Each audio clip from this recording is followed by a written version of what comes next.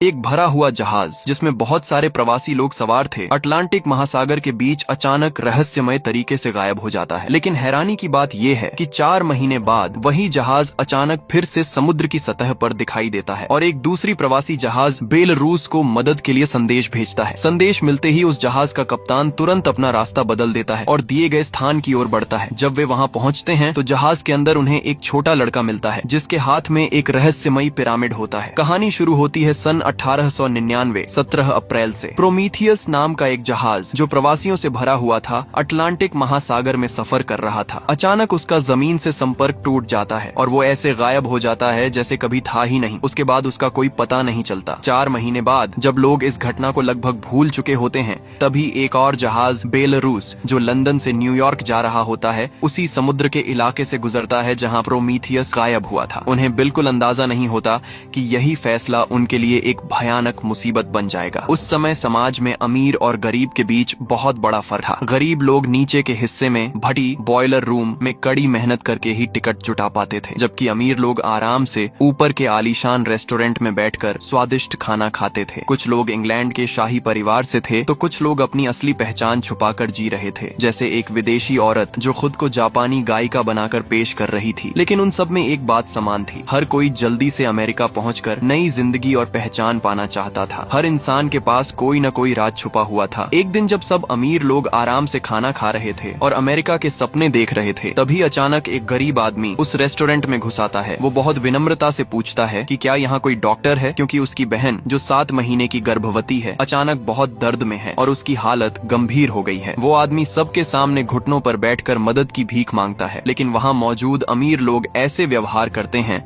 जैसे उन्होंने कुछ सुना ही नहीं। उन्हें एक गरीब इंसान की जान की कोई परवाह नहीं होती। ये सब देखकर मोरा नाम की एक महिला उसके पीछे चली जाती है ताकि देख सके कि आखिर मामला क्या है। नीचे पहुंचने पर वो देखती है कि एक गर्भवती महिला दर्द से तड़प रही है। मोरा एक गिलास की मदद से जांच करती है और समझ जाती है कि बच्चे की नाल उसके गले में उलझ गई है। वो कहती है कि वो अपने तरीके से बच्चे की स्थिति बदलने की कोशिश करेगी, लेकिन इसके लिए महिला को थोड़ा दर्द सहना पड़ेगा। एक छोटी लड़की सबको ये बात समझाती है। फिर सबकी आंखों के सामने मोरा अपने हाथों से बच्चे की स्थिति बदल देती है और धीरे धीरे उस महिला का दर्द कम हो जाता है। जिस आदमी ने मदद मांगी थी वो मोरा का धन्यवाद करता है। जब मोरा हाथ धोकर जाने लगती है तभी वही छोटी लड़की उसके पास आकर कहती है कि वो भी बड़ी होकर मोरा जैसी डॉक्टर बनना चाहती है। फिर वो पूछती है क्या मोरा के अपने बच्चे हैं। ये सुनते ही मोरा के दिमाग में अचानक कुछ अजीब यादें चमकने लगती हैं। वो घबरा जाती है और तुरंत वहाँ से चली जाती है। इसी बीच जहाज के कप्तान को एक अजीब सा मदद का संकेत मिलता है। उसमें दिए गए स्थान के अनुसार वो जगह उनसे करीब 7 घंटे की दूरी पर होती है। कप्तान सोचता है क्या ये वही जहाज हो सकता है जो 4 महीने पहले गायब हुआ था, क्योंकि दोनों जहाज एक ही कंपनी के हैं। कप्तान फैसला करता है कि उन्हें वहां जाकर जांच करनी चाहिए। जैसे ही जहाज अपना रास्ता बदलता है सवार लोगों को दिशा बदलने का एहसास हो जाता है और कई लोगों के चेहरे पर डर साफ नजर आने लगता है। उन्हें लगता है कि जहाज वापस लौट रहा है। ऐसा लगता है कि हर कोई किसी न किसी चीज से भाग रहा है। मोरा भी कप्तान के पास जाती है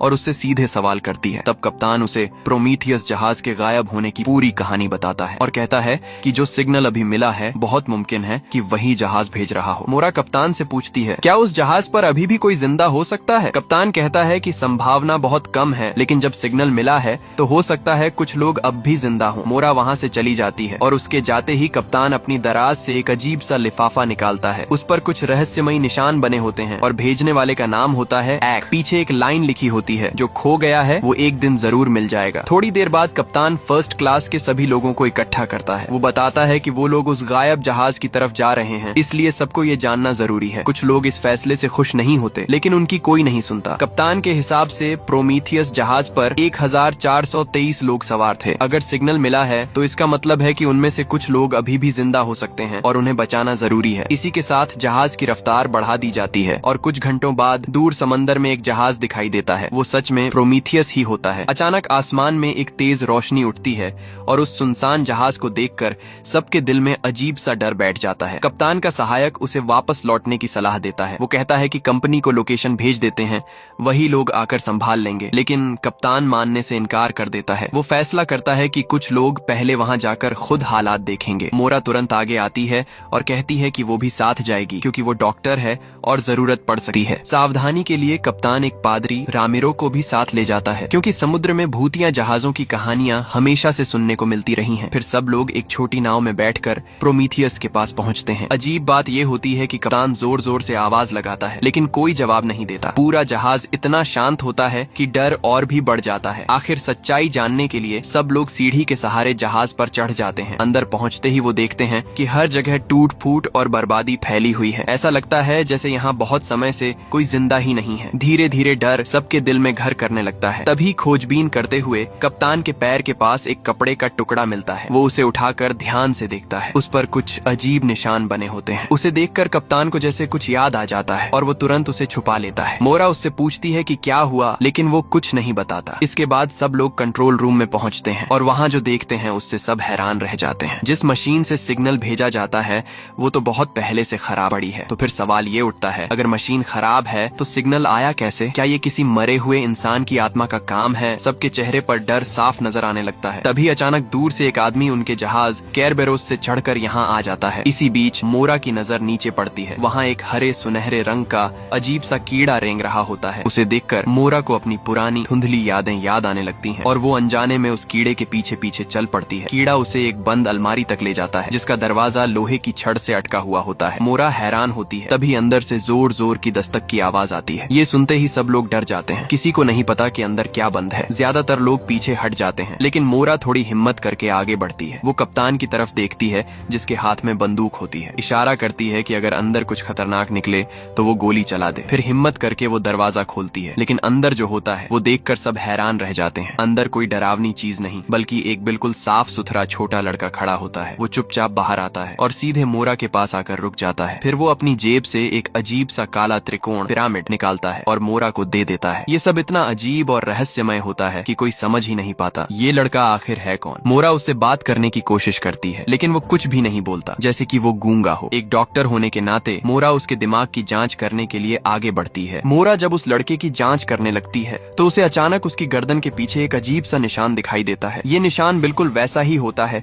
जैसा उसने पहले कहीं देखा हो। इसी बीच कप्तान जब वापस अपने जहाज पर लौटा है तो उसे एक और डरावनी खबर मिलती है। पूरे जहाज के सारे कंपास अचानक एक ही रात में काम करना बंद कर देते हैं। वो अपना खुद का कंपास निकाल कर देखता है लेकिन वो भी दिशा बताने में पूरी तरह फेल हो चुका होता है। इतने बड़े लोहे के जहाज जिसका वजन करीब 45,000 टन है, उसे देखकर कप्तान के मन में कई सवाल उठने लगते हैं। दूसरी तरफ मोरा जब अपने कमरे में लौटती है तो देखती है कि दरवाजे के पास एक अनजान आदमी खड़ा है। वो आदमी कहता है कि वो बस ऐसे ही आया था क्योंकि उसे अंदर से कुछ अजीब आवाजें सुनाई दी थीं। फिर वो अपना नाम बताता है, डैनियल, और कहता है कि वो बगल वाले कमरे में रहता है। मोरा उसे देखकर अजीब सा महसूस करती है जैसे वो उसे पहले से जानती हो लेकिन याद नहीं आ रहा होता। डैनियल ज्यादा कुछ कहे बिना अपने कमरे में चला जाता है लेकिन अंदर जाते ही वो एक फोटो निकालता है और उस फोटो में साफ साफ मोरा की तस्वीर होती है। दूसरी ओर कप्तान प्रोमीथियस जहाज से लौटने के बाद से ही बेचैन रहने लगा है। असल में जो कपड़े का टुकड़ा उसे वहाँ मिला था वो उसकी मरी हुई बेटी का था और अब तो उसे अपनी बेटी की आवाज भी जहाज के गलियारों में सुनाई देने लगती है। वो समझ नहीं पाता कि ये सब आखिर हो क्या रहा है। तभी अचानक उसे दूर एक छोटी लड़की दिखाई देती है और ध्यान से देखने पर वो चौंक जाता है। वो लड़की उसकी अपनी बेटी ही होती है। कप्तान तुरंत उसके पीछे भागता है लेकिन एक पल में वो गायब हो जाती है। क्या ये सिर्फ उसका वहम है? तभी पास का एक दरवाजा अपने आप खुल जाता है और अंदर से उसकी बेटी की गाने की आवाज आती है। कप्तान बिना सोचे अंदर चला जाता है और अचानक वो खुद को अपने पुराने घर में पाता है। वही घर जहाँ सालों पहले आग लगने से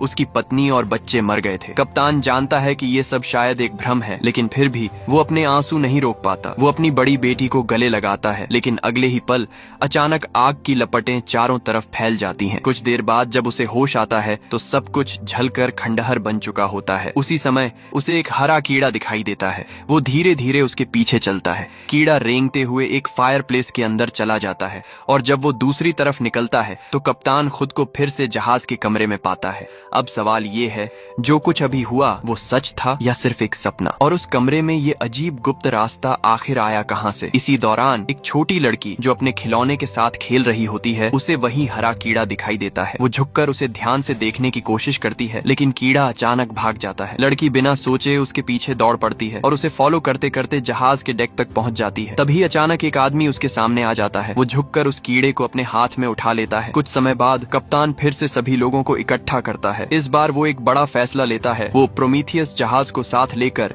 इंग्लैंड वापस जाएगा। जैसे ही वो ये बात कहता है सभी लोग जोर जोर से विरोध करने लगते हैं लेकिन कप्तान किसी की नहीं सुनता। वो हर हाल में ये जानना चाहता है कि उस जहाज के साथ असल में क्या हुआ था। फिर केरबेरोस जहाज प्रोमीथियस को खींच खींचते हुए वापस जाने लगता है। तभी अचानक जहाज पर मौजूद लोगों की नजर एक छोटी लड़की पर पड़ती है। वो डेक पर बेहोश पड़ी होती है, जैसे उसकी जान खतरे में हो। ये देखकर कप्तान प्रोमीथियस की तरफ देखता है। क्या कोई अनदेखी ताकत उसे चेतावनी दे रही है? डॉक्टर जब उस लड़की की जांच करता है तो हैरानी की बात ये होती है कि उसके शरीर पर कोई चोट नहीं होती, न कोई निशान, न कोई खरोंच, यहाँ तक कि उसकी हड्डियां भी बिल्कुल सही होती हैं। डॉक्टर की जांच के बाद ये साफ हो जाता है कि उस लड़की को न कोई जहर दिया गया था और कुछ दिन पहले तक वो बिल्कुल स्वस्थ भी थी। मोरा भी यही कहती है कि कुछ दिन पहले तक उसकी हालत बिल्कुल ठीक थी, तो फिर अचानक उसकी मौत कैसे हो गई? कप्तान अपने लोगों से कहता है कि अभी ये बात किसी को नहीं बताई जाएगी। उसी समय अचानक जहाज की रफ्तार कम हो जाती है। जब सब लोग डेक पर जाते हैं तो देखते हैं कि चारों तरफ घना कोहरा छा चुका है। ऊपर से कंपास भी काम नहीं कर रहा। अब वो लोग पूरी तरह रास्ता भटक चुके होते हैं। एक के बाद एक अजीब घटनाएं हो रही थीं। कप्तान मोरा को अपने केबिन में बुलाता है क्योंकि उसे उससे कुछ जरूरी बातें पूछनी होती हैं। लेकिन जैसे ही दोनों अंदर जाते हैं, बाहर खड़े कुछ लोग कप्तान के फैसले पर सवाल उठाने लगते हैं। उन्हें लगता है कि कप्तान की जिद की वजह से ही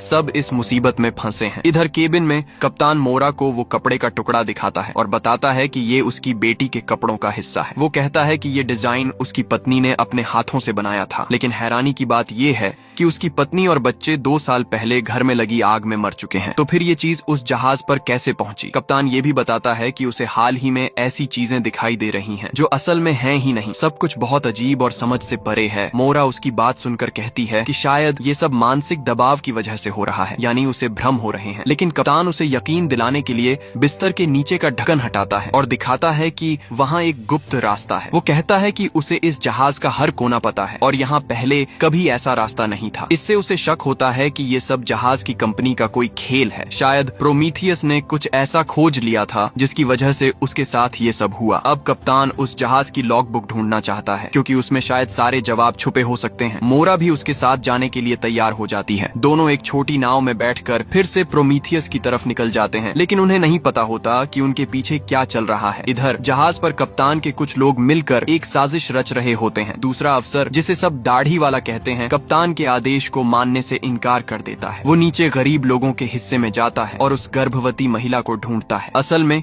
जो लड़की मरी थी वो उसकी अपनी बहन थी। अब उसका मकसद साफ हो जाता है। जब सब लोग वापस नहीं जाना चाहते और कप्तान अपनी मर्जी चला रहा है तो वो सोचता है कि अगर वो बाकी लोगों को अपने साथ मिला ले तो कप्तान की ताकत छीन सकता है और धीरे धीरे लोगों के अंदर गुस्सा बढ़ने लगता है। उधर प्रोमीथियस पर कप्तान और मोरा बॉयलर के पास एक अजीब मशीन देखते हैं। ये मशीन भाप का दबाव नापकर सिग्नल भेजने के काम आती है, लेकिन कप्तान कहता है कि उसके जहाज पर यह मशीन कभी काम नहीं करती थी। इससे शक होता है कि शायद कंपनी ने इसे किसी और मकसद से लगाया था। क्या गायब हुए लोगों का इससे कोई संबंध है? तभी मोरा बॉयलर को देकर कुछ सोचने लगती है और उसे खोलकर अंदर देखने की कोशिश करती है। कप्तान पूछता है, क्या उसे लगता है कि किसी ने यहाँ लाशें जला दी हैं? मोरा कहती है, अगर अंदर से छोटे छोटे दांत या हड्डियों के टुकड़े मिल जाए तो सच्चाई पता चल सकती है। दोनों अंदर देखने लगते हैं और तभी कप्तान को वहाँ से एक किताब मिलती है। वो निकाल कर देखता है। ये प्रोमीथियस जहाज के यात्रियों की सूची होती है, लेकिन जैसे ही वो एक खास नाम देखता है वो बुरी तरह चौंक जाता है। वो तुरंत उस किताब को छुपा लेता है ताकि मोरा को पता न चले। मोरा उसके चेहरे के भाव देखकर पूछती है, क्या कुछ मिला? लेकिन कप्तान झूठ बोल देता है और कहता है कि उन्हें अब वापस चलना चाहिए। दूसरी तरफ दाढ़ी वाला अफसर जहाज के गलियारे में 3 और लाशें देखता है। जब से कप्तान ने वापस जाने का फैसला लिया है तब से एक के बाद एक लोग मरते जा रहे हैं और हैरानी की बात यह है कि सबकी मौत का तरीका बिल्कुल उसी लड़की जैसा है। अब उसे यकीन हो जाता है कि कप्तान कुछ खतरनाक चीज अपने साथ ले आया है। वो तुरंत मुख्य अफसर के पास जाता है और कहता है कि अब वक्त नहीं है, उसे जहाज की कमान संभाल लेनी चाहिए। साथ ही वो ये भी कहता है कि प्रोमीथियस जहाज को डुबा देना चाहिए, लेकिन मुख्य अफसर हिचकिचाता है और कहता है कि वो कप्तान के लौटने का इंतजार करेगा। अब दाढ़ी वाला किसी और पर भरोसा नहीं करता, वो खुद ही कदम उठाने का फैसला करता है। दाढ़ी वाला अफसर अब नीचे के लोगों को भड़काने लगता है। वो उन्हें कप्तान के खिलाफ खड़े होने के लिए उकसाता है। वैसे भी ये लोग पहले से ही वापस जाने के खिलाफ थे। ऊपर से लगातार हो रही मौतों ने सबके अंदर गुस्सा भर दिया था। कुछ ही समय में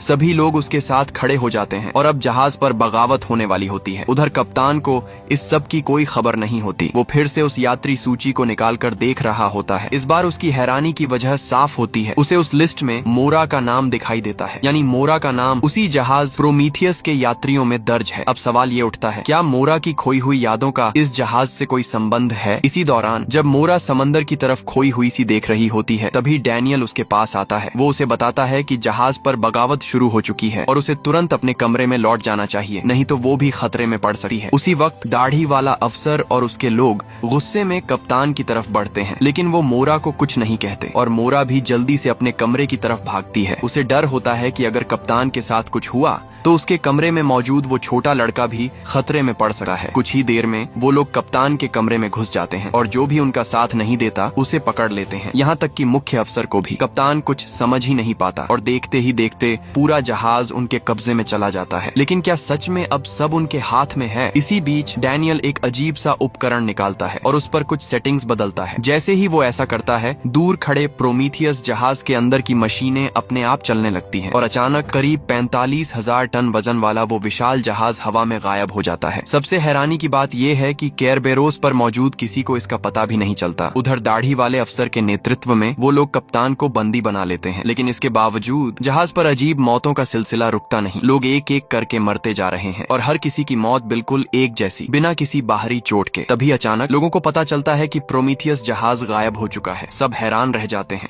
लेकिन फिर कोई कंपास देखकर एक और चौंकाने वाली बात बताता है। शायद गायब प्रोमीथियस नहीं हुआ है, बल्कि गायब तो उनका अपना जहाज केरबेरोस हुआ है, क्योंकि जहाज की दिशा बदल चुकी है और वो अब उसी जगह पर पहुंच चुका है जहां से 3 दिन पहले उन्होंने सफर शुरू किया था। यानी वो लोग अचानक समय में पीछे लौट आए हैं। क्या अब सब कुछ फिर से दोहराया जाएगा? दाढ़ी वाला अफसर तुरंत फैसला करता है। वो दिशा बदलकर पूरी रफ्तार से न्यूयॉर्क जाएगा। अब वही इस जहाज का सबसे बड़ा अधिकारी है और बाकी सबको उसकी बात माननी पड़ती है। लेकिन जहाज पर हो रही रहस्यमयी मौतों से लोग डर चुके होते हैं। कुछ लोग मुख्य अफसर से सवाल करते हैं कि आखिर ये सब हो क्या रहा है। तब वो सच बताता है कि कप्तान प्रोमीथियस से एक छोटा लड़का लेकर आया था और उसके आने के बाद ही ये मौतें शुरू हुई हैं। अब कुछ लोग मान लेते हैं कि वही लड़का कोई शैतानी शक्ति है और वो उसे ढूंढकर खत्म करना चाहते हैं। इसके बाद लोग फर्स्ट क्लास में घुसकर हर जगह उस लड़के को ढूंढने लगते हैं। पूरा जहाज अफरा तफरी में बदल जाता है। इसी बीच कप्तान और उसके साथ खड़े पादरी रामिरो एक वेंटिलेशन रास्ता खोलकर बाहर निकलने की कोशिश करते हैं। दोनों उस तंग रास्ते से निकलकर बाहर आते हैं। कप्तान पास में एक हथौड़ा ढूंढता है और पादरी से कहता है कि वो उसकी हथकड़ी तोड़ दे। जैसे ही पादरी ऐसा करने वाला होता है, तभी एक आदमी और एक औरत वहाँ आ जाते हैं। वो आदमी कहता है कि वो उनकी मदद करेगा और अपनी जेब से एक लोहे की कील निकालता है। फिर वो आगे बढ़कर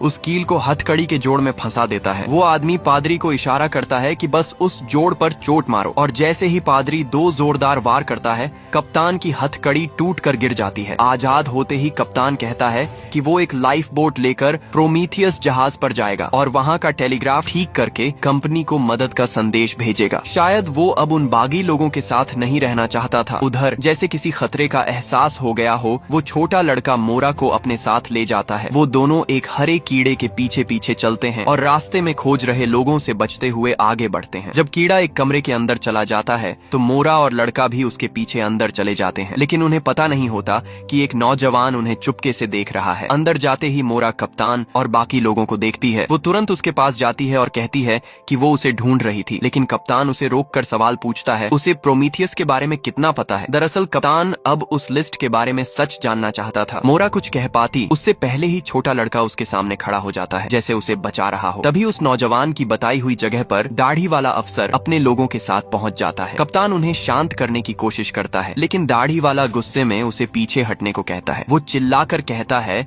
कि अब बहुत लोग मर चुके हैं और इस शैतानी लड़के को खत्म करना जरूरी है। लेकिन तभी सबको हैरानी होती है। वो छोटा लड़का खुद ही आगे बढ़ जाता है, जैसे वो खुद को बलिदान करने के लिए तैयार हो। एक आदमी उसे बचाने की कोशिश करता है, लेकिन दाढ़ी वाला उस पर गोली चला देता है। फिर वो सब लोगों को पकड़कर वापस ले जाते हैं, लेकिन कुछ देर बाद जिस आदमी को गोली लगी थी वो अचानक उठ बैठता है। असल में गोली सिर्फ उसके हाथ में लगी थी। वो संभल कर उठता है, जमीन से हथौड़ा उठाता है और धीरे धीरे उस जगह पहुंचता है जहां कप्तान को कैद किया गया है। वहां सिर्फ 2 साधारण लोग पहरा दे रहे होते हैं। वो दोनों को मारकर बेहोश कर देता है और दरवाजा खोल देता है। अंदर कई लोग बंद होते हैं, ज्यादातर वो जो बागियों का साथ नहीं देना चाहते थे। वो आदमी सबको बताता है कि हालात बहुत खराब हो चुके हैं और उन्हें उस लड़के को बचाना होगा। उधर बाहर एक बूढ़ी औरत चिल्लाकर कहती है कि वही लड़का सबकी आत्मा खा रहा है। वो लोगों को भड़काती है कि अगर इस बदकिस्मती से बचना है तो उस लड़के को समुद्र में बलि चढ़ाना होगा। उसकी बात सुनकर भीड़ और ज्यादा भड़क जाती है। सब चिल्लाने लगते हैं उसे जहाज से नीचे फेंक दो। तभी कप्तान और उसके लोग वहाँ पहुँचते हैं। मोरा जोर से कहती है कि इन मौतों का उस लड़के से कोई लेना देना नहीं है, लेकिन वो बूढ़ी औरत सबको उकसाती रहती रहती है और फिर दोनों पक्षों के बीच लड़ाई शुरू हो जाती है। पूरा डेक जंग का मैदान बन जाता है। इसी अफरा तफरी में मोरा की नजर उस छोटे लड़के पर पड़ती है। वो उसकी तरफ दौड़ती है उसे बचाने के लिए, लेकिन देर हो चुकी होती है। वो बूढ़ी औरत उस लड़के को उठाकर सीधे समुद्र में फेंक देती है। अब जब लोगों को लगता है कि खतरा खत्म हो गया है तो लड़ाई भी रुक जाती है। दोनों पक्ष अलग अलग जाकर बैठ जाते हैं। मोरा एक कोने में बैठकर खुद को दोष देने लगती है। तभी डैनियल उसके पास आता है और उसे सांत्वना देने की कोशिश करता है। मोरा को अब भी डैनियल पर शक होता है। उसे समझ नहीं आता कि वो आदमी आखिर है कौन। तभी कप्तान फिर से मोरा के पास आता है। वो उसे अलग ले जाकर प्रोमीथियस की यात्री सूची दिखाता है और पूछता है उसका नाम उस लिस्ट में क्यों है। मोरा ये देखकर हैरान रह जाती है। उसे खुद भी यकीन नहीं होता। कप्तान उससे पूछता है वो आखिर है कौन। तभी अचानक पीछे रखी एक अलमारी से जोर जोर की आवाजें आने लगती हैं। ये देखकर वहाँ मौजूद सभी लोग डर जाते हैं और फिर जो होता है वो और भी चौंकाने वाला होता है। जिस लड़के को अभी अभी समुद्र में फेंका गया था वो उसी अलमारी के अंदर से बाहर निकल आता है। वो सीधे मोरा के पास जाता है और उसे कसकर गले लगा लेता है। जो दृश्य अभी सबके सामने था वो ऊपर से तो बहुत भावुक लगता है। एक छोटा लड़का मोरा को गले लगा रहा है, लेकिन बाकी लोगों को ये सब बेहद अजीब और डरावना लग रहा होता है। थोड़ी ही देर बाद मोरा अचानक होश में आती है। वो सोचने लगती है क्या अभी जो कुछ हुआ वो सब सिर्फ एक सपना था। तभी डैनियल कहता है कि मोरा अचानक बेहोश हो गई थी और उस लड़के को फिर से बंद कर दिया गया है। ये सुनते ही मोरा तुरंत उसे बाहर निकालने दौड़ती है, लेकिन कप्तान उसे रोक देता है। वो कहता है जिस लड़के को समुद्र में फेंका गया था उसका जिंदा बचना नामुमकिन है। इसमें जरूर कुछ गड़बड़ है। फिर वो मोरा से सवाल करता है क्या वो कुछ छुपा रही है, क्योंकि उसका नाम उस जहाज की लिस्ट में होना कोई आम बात नहीं है। मोरा कुछ समझ नहीं पाती, लेकिन अलमारी के अंदर से आती जोर जोर की आवाज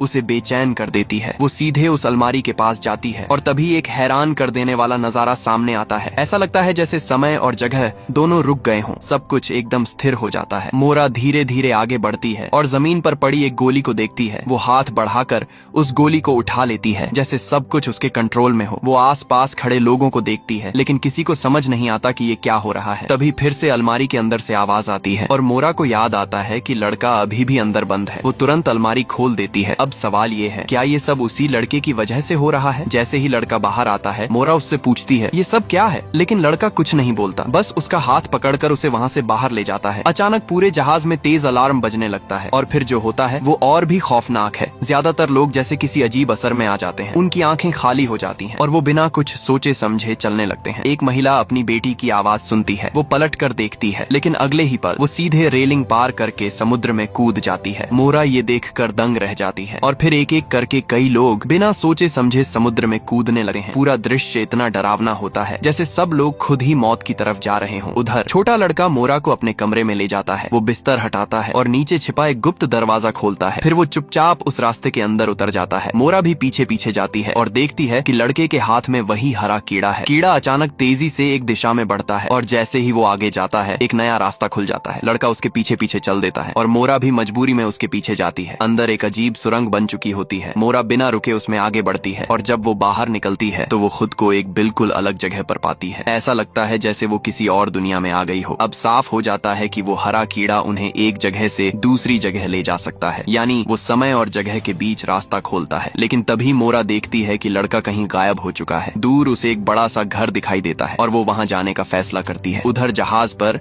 डैनियल जल्दी जल्दी मोरा के कमरे में पहुँचता है और जैसे ही वो खुला हुआ गुप्त रास्ता देखता है वो गुस्से में कुछ कहता है और तुरंत अंदर कूद जाता है। लेकिन इस बार वो रास्ता बंद हो चुका होता है। डैनियल तुरंत अपना अजीब उपकरण निकालता है और कुछ सेटिंग्स बदलता है। कुछ ही पल में वो रास्ता फिर से खुल जाता है। वो तेजी से अंदर घुसता है और बाहर निकलते ही दूर उस लड़के को देख लेता है। इस बार वो छोटा लड़का पहली बार बोलता है। उनकी बातचीत से ये पता चलता है कि मोरा ने सच में अपनी कुछ यादें खो दी हैं और डैनियल किसी ऐसे इंसान को रोकना चाहता है जो बार बार इस पूरी घटना को फिर से शुरू कर देता है, यानी एक नया चक्र शुरू होने वाला है। अब धीरे धीरे सच्चाई सामने आने लगती है। ऐसा लगता है कि ये जहाज जिस दुनिया में है वो असली दुनिया ही नहीं है। जब मोरा उस बड़े घर के अंदर जाती है तो देखती है कि पूरा कमरा खाली है और बीच में सिर्फ एक अजीब सी कुर्सी रखी हुई है। ये वही जगह होती है जो वो बार बार अपने सपनों में देखती रही है, लेकिन फिर भी उसे कुछ भी याद नहीं आता। तभी पीछे से एक आदमी की आवाज आती है। मोरा मुड़कर देखती है और सामने उसका अपना पिता खड़ा होता है। वो गुस्से में पूछता है तुमने वो चीज कहाँ छुपाई है। मोरा समझ ही नहीं पाती कि वो किस चीज की बात कर रहा है। तभी अचानक दो लोग आते हैं और मोरा को पकड़कर उस कुर्सी पर बैठा देते हैं। फिर उसे एक अजीब सा इंजेक्शन दिया जाता है। जब मोरा होश में आती है तो वो खुद को फिर से जहाज पर पाती है। वो अपनी कलाई पर पड़े निशान देखती है और समझ जाती है कि जो कुछ अभी हुआ वो सपना नहीं हकीकत थी। अब वो तुरंत कप्तान के पास जाती है, लेकिन कप्तान अब उस पर शक करने लगा है। एक तो उसका नाम उस लिस्ट में था और दूसरा वो उस लड़के के साथ अचानक गायब कैसे हो गई। मोरा कहती कहती है कि उसे कुछ बातें समझ में आई हैं, लेकिन सच बहुत ही अजीब और पागलपन जैसा है। कप्तान उसे एक शांत जगह पर ले जाता है ताकि वो आराम से सब समझा सके।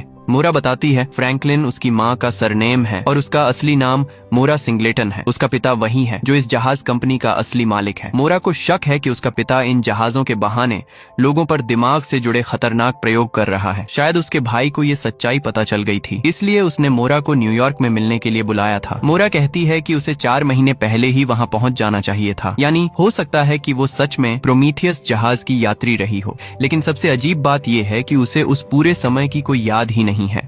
तभी उसकी नजर मेज पर रखे हरे कीड़े पर पड़ती है। वो तुरंत उसे एक गिलास से ढक देती है और फिर एक डिब्बे में बंद कर देती है। उसे भले ही ये समझ नहीं आता कि ये कैसे काम करता है, लेकिन उसने उस लड़के को इसका इस्तेमाल करते देखा था। जब वो उस कीड़े को एक गुप्त दरवाजे के पास रखती है तो वो कीड़ा धीरे धीरे दीवार के पार चला जाता है और अचानक एक नया रास्ता खुल जाता है। मोरा बिना समय गंवाए उस रास्ते में घुस जाती है और कप्तान भी उसके पीछे पीछे आता है, लेकिन इस बार वो जगह पहले से अलग होती है। तभी कप्तान कुछ ऐसा देखता है कि वो घबराकर आगे भागने लगता है। मोरा उससे पूछती है क्या वो जानता है ये जगह क्या है। कप्तान दुख भरी आवाज में कहता है ये मेरा घर है, वही घर जहां उसकी पत्नी और बच्चे आग में जलकर मर गए थे। वो अब भी उस दर्द को भूल नहीं पाया है, लेकिन सवाल ये है अभी कुछ देर पहले वो दोनों जहाज पर थे तो फिर यहाँ कैसे पहुंच गए। उधर दूसरी तरफ डैनियल अपने उपकरण से जहाज को कंट्रोल कर रहा होता है। कुछ सेटिंग्स बदलने के बाद वो उस अजीब आवाज को बंद कर देता है। डेक पर खड़ी एक महिला जो कूदने वाली थी अचानक होश में आ जाती है और उसे समझ ही नहीं आता कि वो वहाँ कैसे पहुंची। इसी के साथ मोरा और कप्तान भी वापस जहाज पर आ जाते हैं। जब सभी लोग इकट्ठा होते हैं तो उन्हें एहसास होता है कि 1000 से ज्यादा लोगों में से अब सिर्फ कुछ ही बचे हैं। तभी मुख्य अफसर कप्तान को कंपनी का एक मैसेज दिखाता है। उसमें सिर्फ 2 शब्द लिखे होते हैं, जहाज डुबो दो। अब सवाल ये उठता है क्या उन्हें प्रोमीथियस जहाज को डुबाना होगा ताकि ये सब खत्म हो जाए। तभी अचानक डैनियल सामने आता है और कहता है ये आदेश प्रोमीथियस के लिए नहीं है, ये हम सब के लिए है। वो बताता है कि अगर जहाज पर मौजूद सभी लोग मर जाते हैं तो ये पूरा चक्र फिर से शुरू हो जाएगा। अपनी बात साबित करने के लिए वो सबको नीचे ले जाता है, जहां वे देखते हैं कि जहाज की दीवारों पर अजीब काले क्रिस्टल फैल रहे हैं जो धीरे धीरे हर जगह छा रहे हैं। डैनियल सबको चेतावनी देता है इन्हें छूना मत और जहाज को तुरंत आगे बढ़ाना जरूरी है, वरना सब मर जाएंगे। अब अमीर और गरीब सबको मिलकर काम करना पड़ता है ताकि जहाज को फिर से चलाया जा सके। इसी दौरान मोरा कप्तान के साथ फिर से उसी गुप्त रास्ते से उस दूसरी दुनिया में पहुंचती है। वहां उसके पिता नहीं होते, लेकिन जब कप्तान खिड़की खोलता है तो वो देखकर चौंक जाता है। खिड़की के बाहर जो दिख रहा होता है वो कोई बाहर की दुनिया नहीं बल्कि खुद जहाज का ही हिस्सा होता है। ये देखकर दिमाग सुन्न हो जाता है। मोरा भी पास जाकर लकड़ी के तख्ते हटाने लगती है ताकि वो सच को और साफ देख सके। दीवार के पीछे कोई दूसरी दुनिया नहीं बल्कि सिर्फ जहाज का बाहरी लोहे का ढांचा होता है। यानी क्या वो लोग कभी इस जहाज से बाहर निकले ही नहीं। अब सच्चाई धीरे धीरे खुलने लगती है। असल में ये पूरी दुनिया एक वर्चुअल सिस्टम है, एक नकली दुनिया जिसमें ये सब लोग फंसे हुए हैं। सच्चाई जानने के लिए मोरा खुद इस सिस्टम के अंदर जाकर वजह ढूंढने की कोशिश करती है, लेकिन इस बार वो वापस नहीं आ पाती क्योंकि सिस्टम को किसी ने अपडेट करके बदल दिया है। अब वो पहले जैसा नहीं रहा और मोरा का उस पर कंट्रोल भी खत्म हो चुका है। इतना ही नहीं, उसकी पुरानी यादें भी मिटा दी जाती हैं और उसे एक नई पहचान दे दी जाती है, एक साधारण अकेली लड़की की। लेकिन मोरा ने पहले से ही एक चाल चल रखी थी। उसने अपने लिए एक कुंजी और संकेत छुपा कर रखा था जिसकी मदद से वो कभी भी इस नकली दुनिया से बाहर आ सकती थी। लेकिन ये बात सिस्टम के अंदर मौजूद एक और ताकत को पता चल जाती है और वो कोई और नहीं बल्कि उसका खुद का पिता होता है। असल में मोरा ने पहले अपने पिता का कोड इस सिस्टम में डाला था, लेकिन लगातार अपडेट्स के कारण वो कोड अब खुद सोचने समझने लगा है, यानी उसमें खुद की चेतना आ गई है। अब उसका पिता भी इस वर्चुअल दुनिया में फंस चुका है और वो उस कुंजी और संकेत को हासिल करना चाहता है ताकि खुद असली दुनिया में वापस जा सके। उसके पास अब सिस्टम को थोड़ा बहुत बदलने की ताकत भी आ चुकी है, लेकिन एक चीज ऐसी है जो इस सिस्टम के नियमों में नहीं बंधी। मोरा का बेटा, वो लड़का इस सिस्टम के नियमों से पूरी तरह आजाद है, इसलिए वो कई बार ऐसी चीजें कर पाता है जो बाकी कोई नहीं कर सकता। लेकिन क्योंकि मोरा की यादें मिटा दी गई हैं, वो अपने ही बेटे को पहचान नहीं पाती। हर बार जब सिस्टम फिर से शुरू होता है तो जहाज लंदन से न्यूयॉर्क की यात्रा पर निकलता है और इस दौरान मोरा का पिता उस कुंजी और संकेत को ढूंढ ढूंढने की कोशिश करता है। अगर वो ऐसा नहीं कर पाता तो जैसे ही मोरा अपने मंजिल तक पहुंचती है वो असली दुनिया में जाग सकती है। लेकिन अगर वो कुंजी नहीं मिलती तो सिस्टम में एक और नियम लागू हो जाता है। जैसे ही ज्यादातर लोग मर जाते हैं पूरा सिस्टम क्रैश होकर फिर से शुरू हो जाता है, यानी एक नया चक्र, एक नई शुरुआत। मोरा का पिता बार बार इसी चक्र का इस्तेमाल करता है ताकि वो हर बार उसे फिर से फंसा सके और कुंजी हासिल कर सके। बाकी सभी यात्री भी इस चक्र में फंसकर बार बार वही सब झेलते रहते हैं। शायद मोरा बहुत लंबे समय से इसमें फंसी हुई थी, इसीलिए उसके पति डैनियल को शक हुआ और फिर उसने भी अपना कोड इस सिस्टम के अंदर भेज दिया। वो अपनी पत्नी को इस नकली दुनिया से बाहर निकालना चाहता था, क्योंकि शुरुआत में यह सिस्टम मोरा और डैनियल ने मिलकर ही बनाया था। भले ही अब सिस्टम कई बार अपडेट हो चुका हो, लेकिन उसकी मूल संरचना अभी भी वही है। इसलिए डैनियल ने कोड में बदलाव करके प्रोमीथियस जहाज के जरिए फिर से सिस्टम में एंट्री ली। लेकिन क्योंकि मोरा की यादें बदल दी गई थीं, वो डैनियल को पहचान नहीं पाती। डैनियल की ताकत भी सीमित थी और ऊपर से मोरा का पिता हर बार उसकी योजना बिगाड़ देता था। इसीलिए डैनियल बस एक ही कोशिश कर सकता था, किसी तरह मोरा की यादें वापस दिलाना। हालांकि मोरा ने बहुत अजीब और डरावनी घटनाएं देखी, फिर भी उसकी यादें पूरी तरह वापस नहीं आई। लेकिन अब उसे यकीन होने लगा था कि ये दुनिया असली नहीं है। तब डैनियल उसे एक अहम बात बताता है। इस जगह से बाहर निकलने के लिए दो चीजें चाहिए, एक कुंजी और एक संकेत। मोरा को अपने हार नेकलेस में एक चाबी मिलती है जो सच में इस वर्चुअल दुनिया से बाहर निकलने की कुंजी होती है, और संकेत होता है वो रहस्यमयी पिरामिड जो छोटे लड़के के पास है। वो लड़का कई बार ये पिरामिड मोरा को देता है, लेकिन वो समझ ही नहीं पाती कि इसका मतलब क्या है। इसी दौरान मोरा का पिता हर वक्त उस पर नजर रख रहा होता है। जैसे ही वो चाबी निकालती है वो तुरंत अपने लोगों को आदेश देता है, पहले उस लड़के को पकड़ो, फिर पिरामिड हासिल करो और फिर मोरा को धमकी देकर उससे चाबी ले लो। साथ ही एक और नया चक्र शुरू करने की तैयारी भी कर लो। मोरा के पिता की चालों से परेशान होकर डैनियल आखिरकार बड़ा कदम उठाता है। वो एक वायरस का इस्तेमाल करके सीधे पूरे सिस्टम में घुस जाता है। उसका मकसद सिर्फ एक है, किसी भी तरह मोरा को जबरदस्ती जगा देना। लेकिन ये कदम काफी खतरनाक था, क्योंकि ये वायरस कंट्रोल में नहीं था। जैसे जैसे सिस्टम में गड़बड़ी बढ़ती है पूरा माहौल बदलने लगता है और बाकी सभी यात्री भयानक भयानक भ्रम, हेलुसिनेशन देखने लगते हैं। हर किसी के लिए ये एक डरावना सपना बन जाता है। उधर मोरा का पिता समझ जाता है कि हालात हाथ से निकल सकते हैं, इसलिए वो जल्दी से अपने लोगों को भेजकर मोरा को पकड़वा लेता है और आखिरकार उससे चाबी भी हासिल कर लेता है। इस समय मोरा को अब भी लगता है कि ये सब उसके पिता की साजिश है, लेकिन पिता उल्टा उसी पर इल्जाम लगाता है। वो कहता है कि ये पूरा सिस्टम, ये अनंत चक्र, सब कुछ मोरा की ही वजह से बना है। अब स्थिति उलटी हो चुकी है। मोरा सोचती है कि उसका पिता विलेन है और उसका पिता मानता है कि असली गुनहगार मोरा ही है। लेकिन अब उसके पास चाबी आ चुकी है, इसलिए वो तय करता है कि वो बाकी लोगों के साथ इस वर्चुअल दुनिया से बाहर निकल जाएगा और मोरा को हमेशा के लिए इसी चक्र में फंसा छोड़ देगा। लेकिन यहीं पर खेल पलट जाता है। जैसे ही मोरा की आंख खुलती है वो जहाज पर नहीं होती, क्योंकि डैनियल ने पहले ही सिस्टम को तोड़ दिया था। पूरा जहाज वाला सिमुलेशन अब क्रैश हो चुका था। उधर जब पिता पिरामिड में चाबी लगाकर बाहर निकलने की कोशिश करता है तो कुछ भी नहीं होता, सब बेकार। वो समझ जाता है किसी ने कोड बदल दिया है और वो कोई और नहीं, डैनियल है। इसी बीच मोरा एक जगह पहुंचती है जहां एक क्रॉस, सलीब के नीचे एक कमरा होता है। अंदर जाने पर वो देखती है वहां उसकी, डैनियल और उनके बच्चे की फोटो रखी है, यानी सच्चाई अब सामने है। कुछ देर बाद डैनियल भी वहां पहुंच जाता है। वो मोरा को बताता है उसने संकेत और चाबी दोनों को बदल दिया है। अब नया पिरामिड अलग है और असली चाबी है उनकी शादी की अंगूठी। डैनियल मोरा से कहता है तुम्हें हर हाल में जागना होगा, क्योंकि असली कंट्रोल अब उसके पिता के पास नहीं है बल्कि उसके भाई के पास है। अब पूरा राज खुलता है। ये सिस्टम असल में मोरा और डैनियल ने मिलकर बनाया था अपने बेटे की याद में। लेकिन जब मोरा इसमें आई तो उसके भाई ने इस सिस्टम पर कब्जा कर लिया। उसने इसे अपग्रेड किया और इसे स्पेस ट्रैवल में इस्तेमाल करना शुरू कर दिया। यानी जो लोग लंबे समय तक सोए रहते हैं हाइबरनेशन में, उन्हें इस वर्चुअल दुनिया में रखा जाता है ताकि वो एक अलग जिंदगी जी सके। इस गेम में एक नियम है, सब लोग अपनी असली यादें भूल जाते हैं ताकि अनुभव असली लगे। इसी वजह से मोरा भी सब कुछ भूल चुकी थी। डैनियल बताता है कि मामला जितना दिख रहा है उससे कहीं ज्यादा जटिल है, लेकिन फिलहाल सबसे जरूरी है मोरा का जागना। और आखिरकार नई चाबी और नए संकेत की मदद से मोरा असली दुनिया में जाग जाती है। लेकिन जागने के बाद जो वो देखती है वो और भी चौंकाने वाला है। वो अंतरिक्ष स्पेस में है, चारों तरफ लोग कैप्सूल में सोए हुए हैं और वो सब भी उसी वर्चुअल गेम का हिस्सा थे। असल में ये सब एक स्पेस मिशन था जहाँ लोग लंबे सफर के दौरान इस सिस्टम में जी रहे थे, लेकिन पिता की छेड़छाड़ की वजह से सब इसमें फंस गए। अंत में मोरा को अपने भाई का एक मैसेज मिलता है जिसमें प्रोमीथियस प्रोजेक्ट का जिक्र होता है और उसे असली दुनिया में वापस आने पर स्वागत किया जाता है। लेकिन क्या ये सच में रियल वर्ल्ड है या फिर ये भी एक और लेयर है, एक और भ्रम? इसका जवाब अभी बाकी है।